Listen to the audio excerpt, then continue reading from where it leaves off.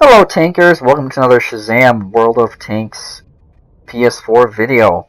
Here we have a review and guide of the Maus, German Tier 10 heavy tank. Let's do a quick 360 pan of the Maus in the garage and revel in all of its glory. I have a good tanker friend who says the Maus is the biggest canvas in the game and you should use it. What does he mean? He means put camo on it. Camo shows everyone you're serious. It shows them you don't care about money because you're driving the most beastly tank in the game. So, all fun and kidding aside, I do look good on the battlefield, and I like looking good on the battlefield, and there's nothing wrong with that. Let's hop into the packages here and see what we got.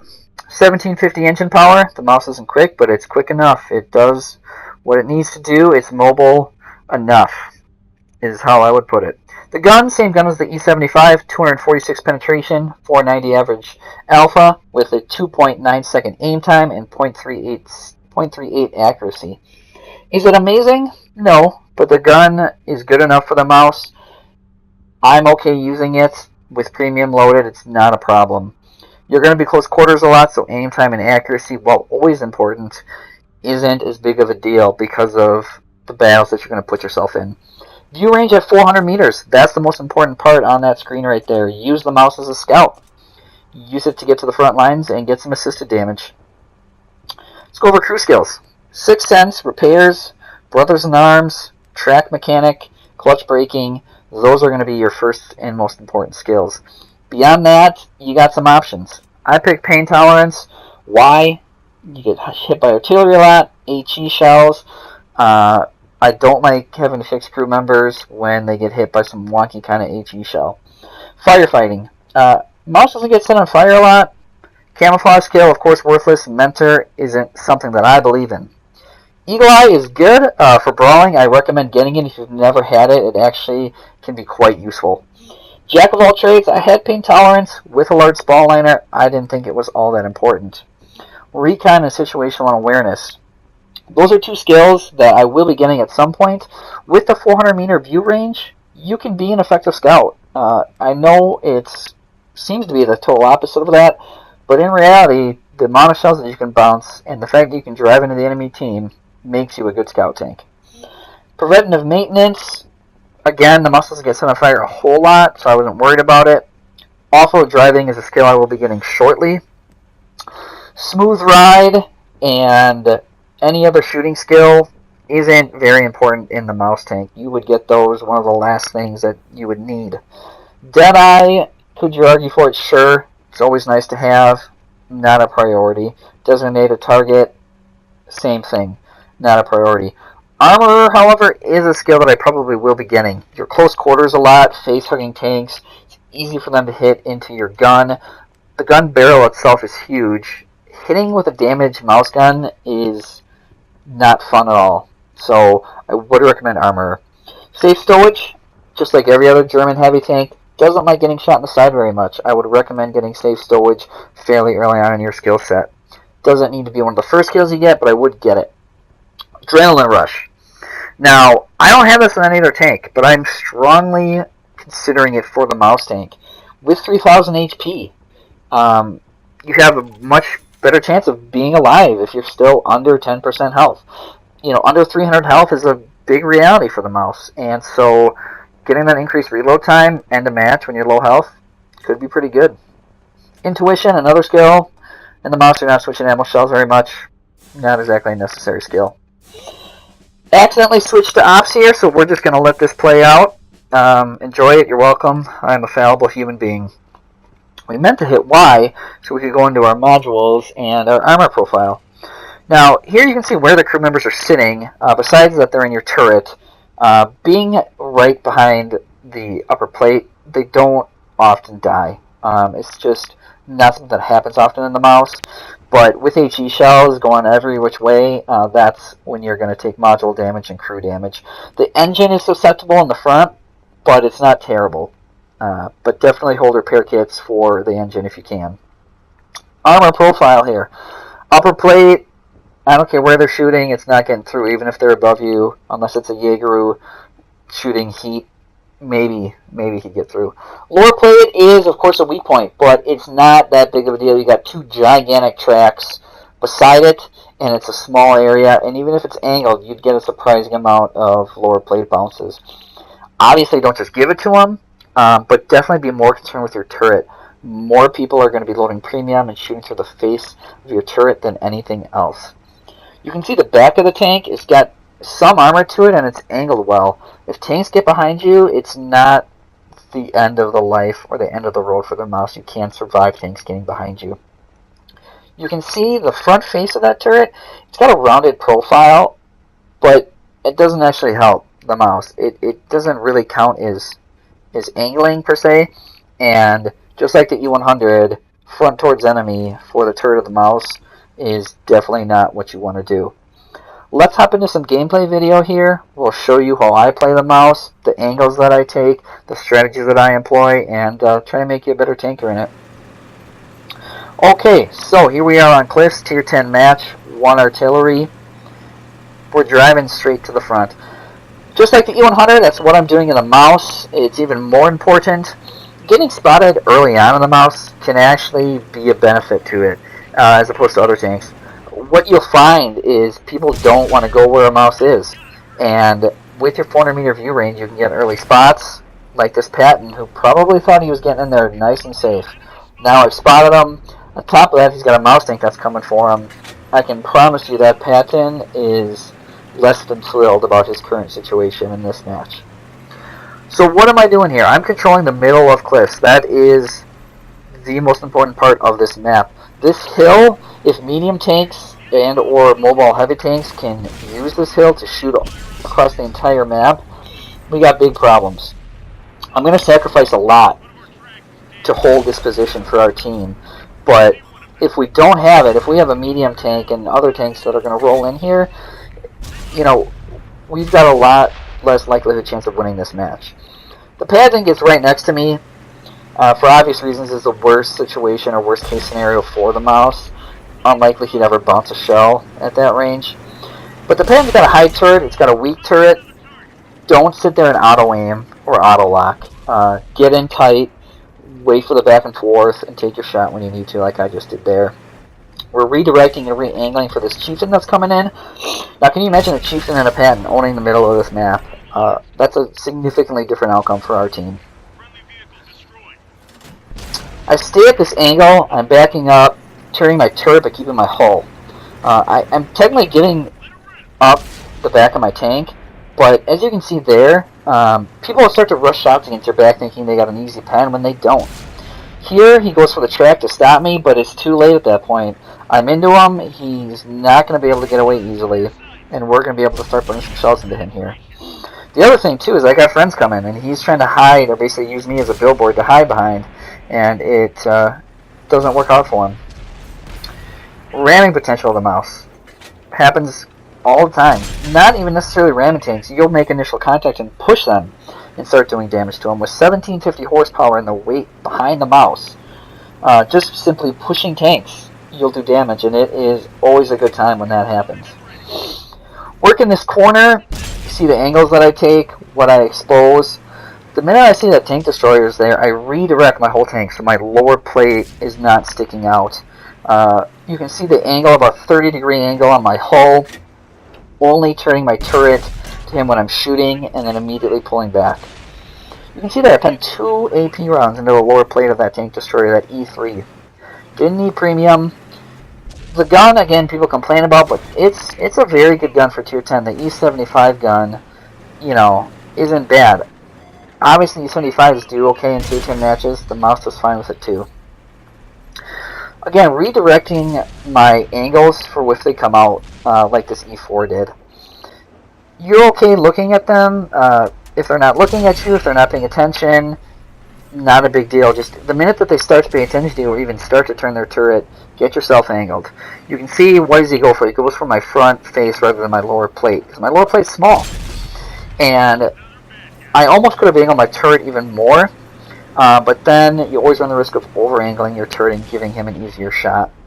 If you have premium loaded, it's possible. Actually, what happens a lot of times is even though your turret's technically angled correctly, they'll still get premium rounds through the face of your turret even though it's angled.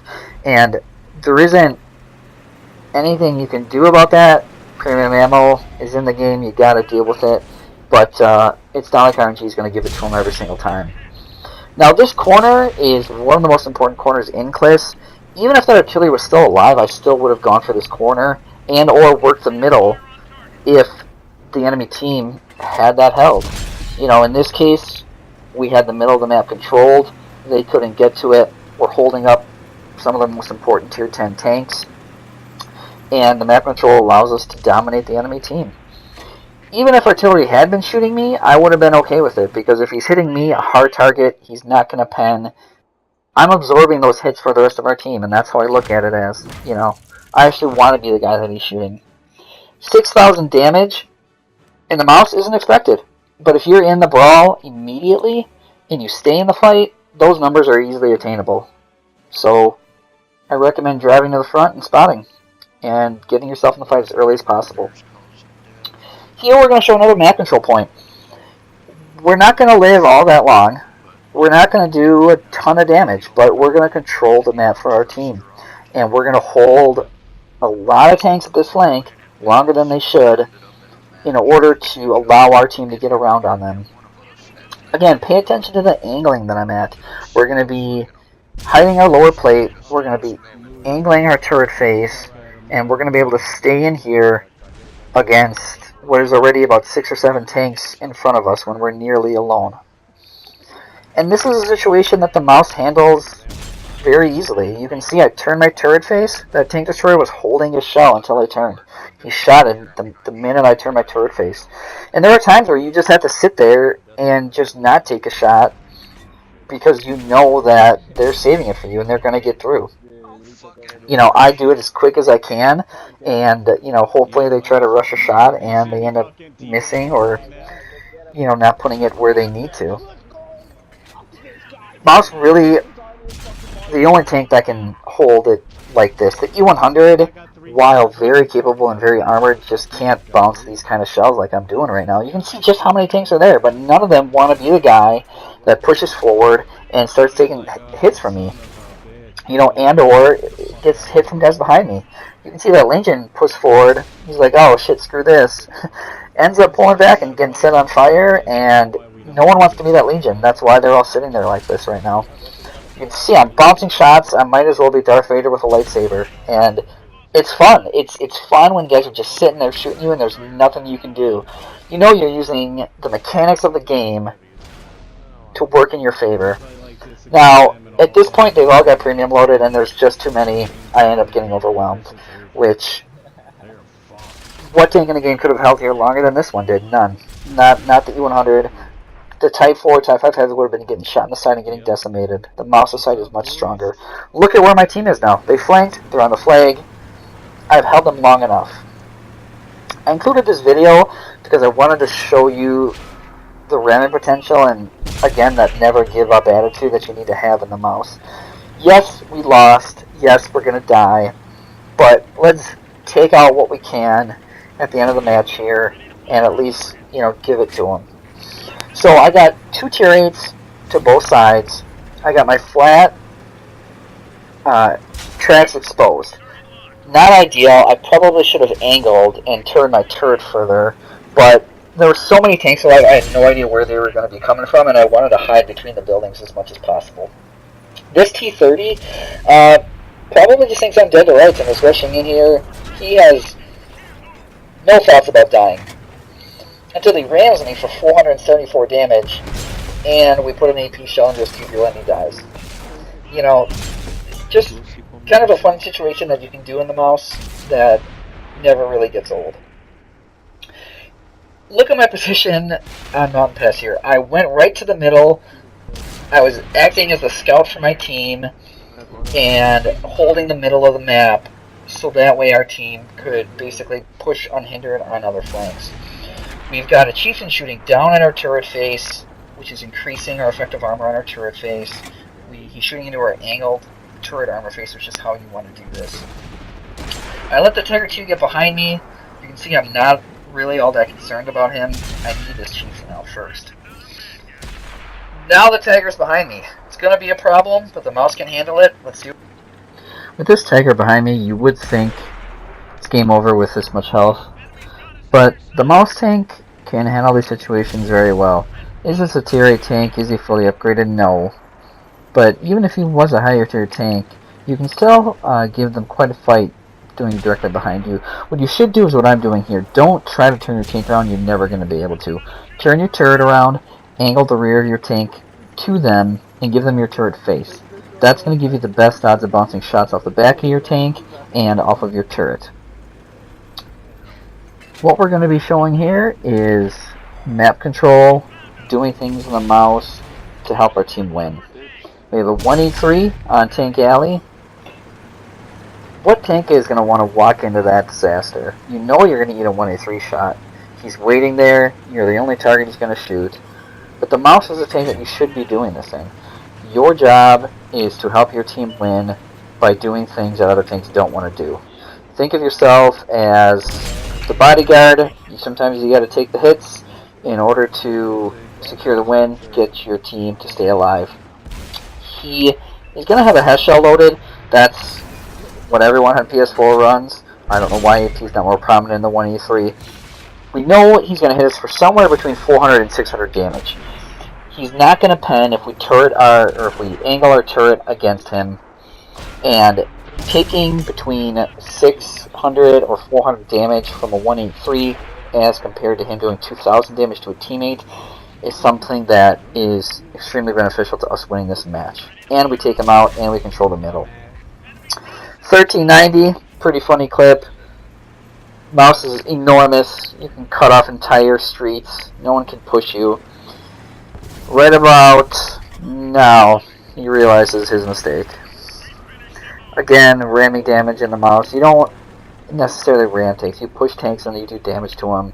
Ramming, pushing is one of the most fun and one of the best tactics for the mouse. Use it. Final gameplay video showing just how insane the mouse is and how extreme its armor potential is. We're going to be in what most would argue an impossible lose, you're dead situation. Kind of like before, if there's someone behind you, you're in an impossible situation, let the mouse work. You may come out of it a lot better than you think.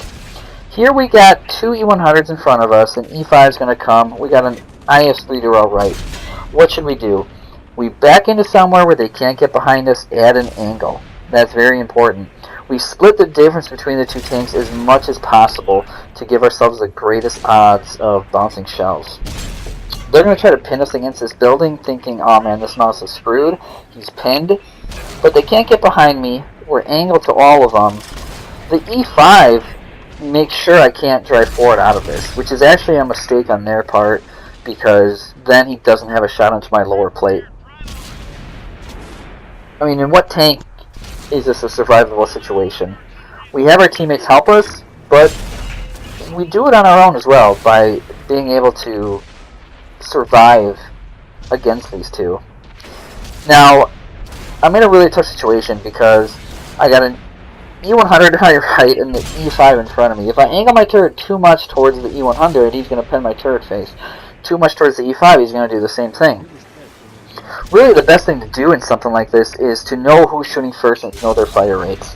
What I should have been doing is trying to bait that shot from the E100 and then turning my turret more towards him while I waited for the E5 to try to take his shell. And I let the E5 hit my turret face. He's got premium loaded. He's shooting point blank into my angled turret face. There's nothing else I can do about that. But again, a better way to try to handle it if you're in the moment and can remember, try to count shots, who shot first, who's reloading, angle your turret more towards that person if you can. But two E100s and an E5 pushing with an IS-3 behind, and we're alive. Our team helped, but we made sure of that. So, in the end, is the mouse worth the grind? I believe so. The grind is not bad until you hit the VK45A. Horrible, horrible tank, and use it as a medium. If you're going up this line, the VK45 is the low point. Use that tank as a medium tank more than a heavy tank. Once you get to the VK-45B, people are going to be shooting premium at you. Don't expect its armor to hold up as much as you think it will. Once you get to the mouse, that's when you have the armor. The VKB is, of course, deadly at its own tier, but still, the mouse is the true king. It is the gem of the line. It's not like you should stop at the VKB thinking that that's the prize. The mouse truly is and can do these crazy things which we showed. How should you use the mouse? Watch the angles that I showed you in this video. Use those angles. You know, try to hide your lower plate as much as possible. Don't obsess over the lower plate because it's very small, and if you're angled, they may not get through it anyways. Be more concerned with your turret. That's where you're going to eat most of your shells. Keep angled. Drive to the front. Use your view range. Use that 400-meter view range to help scout for your team. Eat those shells. Really focus on map control with the mouse. That's what it does best. Control the most crucial portion of the map and sit there like a tree and root yourself. That's how I play it. That's how I succeed. I hope you guys do the same. Thanks for watching. Hope it helps. Hope you enjoyed it. Happy tanking.